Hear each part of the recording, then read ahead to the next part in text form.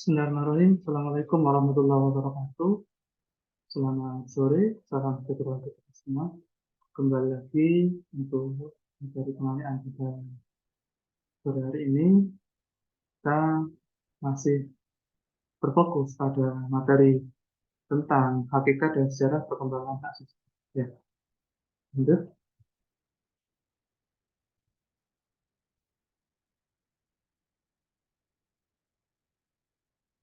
Jadi pengertian dan hakikat hak asasi manusia itu sendiri yaitu hak secara definitif merupakan unsur normatif yang berfungsi sebagai pedoman berperilaku, melindungi kebebasan, kekebalan, serta menjamin adanya peluang bagi manusia dalam menjaga harkat dan martabatnya.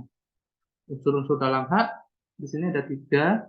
Yang pertama, pemilik hak itu sendiri yang tidak bisa diwakilkan, tidak bisa dirampas, atau tidak bisa diambil alih oleh orang lain. Kemudian ruang lingkup penerapan hak. Kemudian yang ketiga, pihak yang bersedia dalam penerapan hak. Dengan demikian, hak itu sendiri merupakan unsur normatif yang melekat pada diri setiap manusia ya. Bahkan menurut Langfeld juga hak itu sudah melekat ya sebelum manusia itu lahir sebenarnya dalam kandungan yaitu hak untuk hidup. Jadi hak itu tidak bisa dirampas pada hakikat, tidak bisa diambil alih, tidak bisa diwakilkan oleh orang lain ya. Jadi hak secara normatif yang melekat pada diri setiap manusia yang dalam penerapannya berada pada ruang lingkup hak kesamaan dan hak kebebasan yang terkait dengan interaksinya antara individu atau dengan instansi. Pengertian HAM. HAM secara umum di sini diartikan sebagai hak yang melekat pada diri manusia yang bersifat kodrat. Di sini yang sudah diciptakan oleh Tuhan ya. Kodrat artinya diciptakan oleh Tuhan yang Maha Esa. Dan fundamental yang mendasar sebagai suatu anugerah Tuhan yang Maha Esa yang harus dihormati, dijaga dan dilindungi oleh setiap individu, masyarakat, dan negara. HAM di sini diartikan juga menurut Matterson yaitu hak yang melekat pada setiap manusia yang tampaknya manusia mustahil dapat hidup sebagai manusia itu sendiri. Dan Locke juga menambahkan bahwa hak-hak yang diberikan langsung oleh Tuhan itu hak kodrati memang yang memiliki sifat mendasar atau fundament, kemudian tidak dapat dicabut oleh siapapun. Tadi sudah disampaikan di awal, tidak bisa dicabut, tidak bisa diwakili, tidak bisa dirampas oleh orang lain. Dan itu melekat pada diri manusia, itu poinnya. Jadi HAM itu poinnya adalah dia sifatnya mendasar, bersifat kodrati, tidak dapat dicabut atau dirampas atau diwakili orang lain, kemudian melekat dalam diri manusia. Menurut Undang-Undang Nomor 39 Tahun 1999 tentang HAM pasal 1 dijelaskan bahwa secara eksplisit HAM adalah seperangkat hak yang melekat pada hakikat dan keberadaan manusia sebagai makhluk Tuhan yang Maha Esa dan merupakan anugerahnya yang wajib dihormati, dijunjung tinggi, dan dilindungi oleh negara, hukum, pemerintah, dan setiap orang demi kehormatan serta perlindungan harkat dan martabat manusia itu sendiri. Kesimpulan tentang HAM di sini dari berbagai pendapat para ahli maupun dari berbagai literatur bahwa HAM tidak perlu diberikan, dibeli atau diwarisi. HAM adalah bagian dari manusia secara otomatis. Bahkan Langfeld tadi sudah tersebutkan sejak manusia itu masih dalam kandungan. Tapi pada umumnya dari berbagai definisi atau literatur yang lain bahwa HAM itu sejak manusia itu lahir. HAM berlaku untuk semua orang tanpa memandang atau marginalisasi jenis kelamin, ras, agama, etnis, pandangan politik, atau asal-usul sosial dan bangsa. HAM juga tidak bisa dilanggar. Nah, tidak seorang pun mempunyai hak untuk membatasi atau melanggar hak orang lain. Orang tetap mempunyai hak di sini yang tidak melindungi atau melanggar hak asasi manusia itu sendiri. Kemudian lanjut sejarah perkembangan HAM di Indonesia. Di sini terdapat dua kategori sebelum pasca kemerdekaan dan pasca kemerdekaan ya. Sebelum kemerdekaan di sini HAM itu ditandai dengan lahirnya Budi Utomo ya, adanya kesadaran berserikat dan mengeluarkan pendapat. Jadi sebelum kemerdekaan ditandai dengan lahirnya Budi Utomo ya. Kemudian pasca kemerdekaan di sini tahun 45 ya, dan sampai sekarang. Ada 5 periode di sini, ada 5 masa di mana di situ ada dinamika ya dan perkembangan bagaimana hak itu di apa dilindungi atau menjadi pembahasan yang sangat serius ya, oleh Indonesia oleh pemerintah dan maupun masyarakat.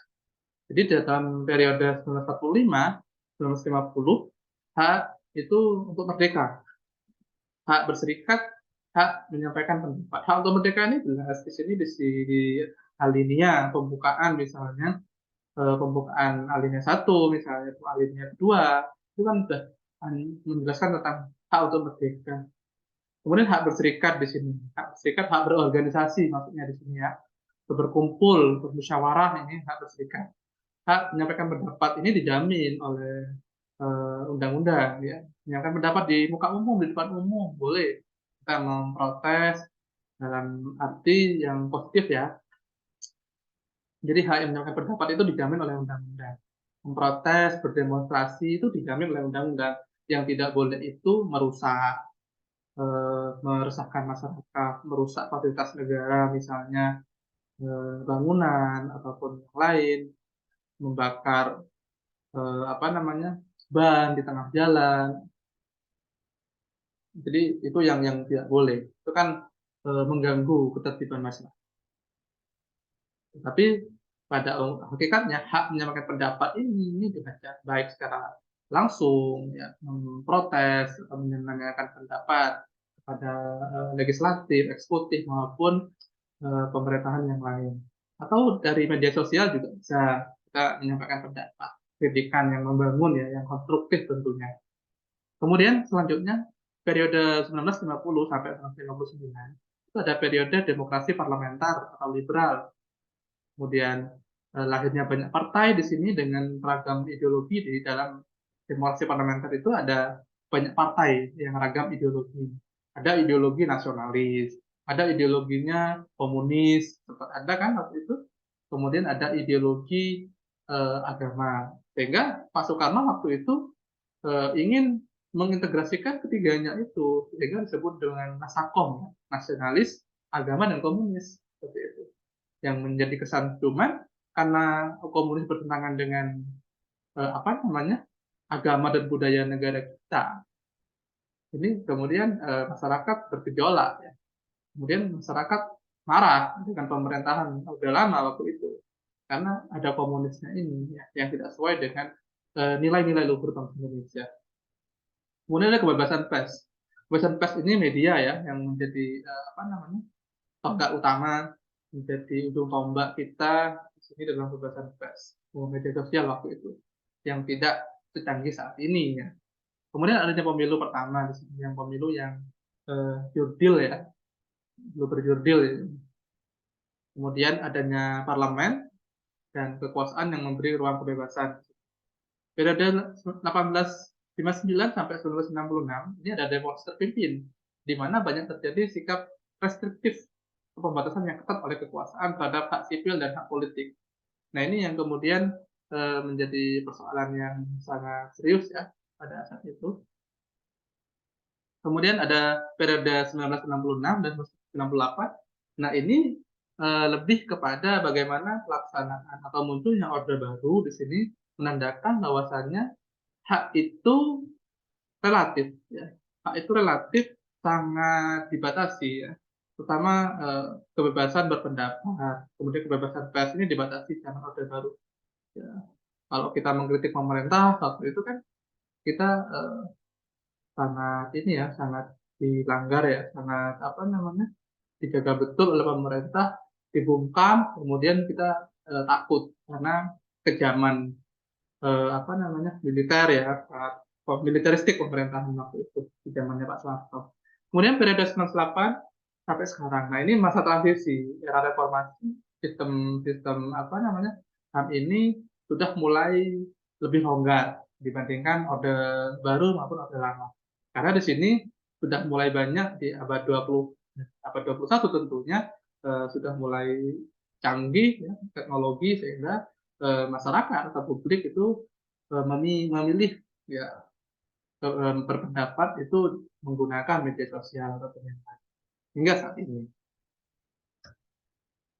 Kemudian selanjutnya perkembangan pemikiran HAM di sini yang pertama berkaitan dengan hukum alam natural law, kemudian Magna Carta tahun 1215 penghilangan hak absolutisme raja, ini HAM dunia ya. Nah, dalam pemikiran HAM ini yang menginspirasi lahirnya Bill of Rights di Inggris tahun 1689 bahwa manusia sama di muka hukum, equality before the law.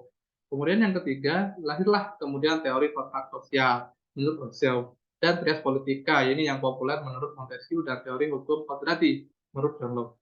Yang keempat, The American Declaration of Independence, bahwa manusia merdeka sejak dalam perut ibu. Nah, ini yang saya katakan menurut Langfeld tadi. Jadi hak itu sebenarnya sudah ada sejak eh, masih seseorang itu masih dalam kandungan. Tidak logis bila lahir kemudian dibelenggu. Nah, yang menjadi pendapat yang sedikit berbeda dengan referensi pada umumnya. Kalau referensi pada umumnya kan hak itu ada ketika manusia sudah lahir, sudah lahir gitu, sudah keluar gitu ya, sudah melihat dunia anak itu, bayi itu. Tapi kalau the American Declaration of Independence, bahwa manusia itu merdeka sejak dalam perut ibu. Lanjut yang kelima di sini berpemikiran HAM The French Declaration tahun 1789 bahwa dimuat dalam the rule of law di antara lain meliputi itu tidak boleh ada penangkapan dan penahanan yang semena-mena tanpa alasan dan sebagainya. Berlakulah prinsip presumption of innocent bahwa orang yang ditangkap dan ditahan berhak dinyatakan tidak bersalah sampai ada keputusan pengadilan yang berkekuatan hukum yang menyatakan dia bersalah. Makanya di Indonesia itu ada namanya asas praduga tak bersalah, ada asas atau hukum pra peradilan. Ini kan kemudian menjadi mereka masih menjadi hak meskipun statusnya tersangka, terdakwa, terpidana kan beda. Kalau tersangka kan masih diduga ya, diduga bersalah. Tapi kalau terdakwa kan masih dalam proses persidangan. Misalnya.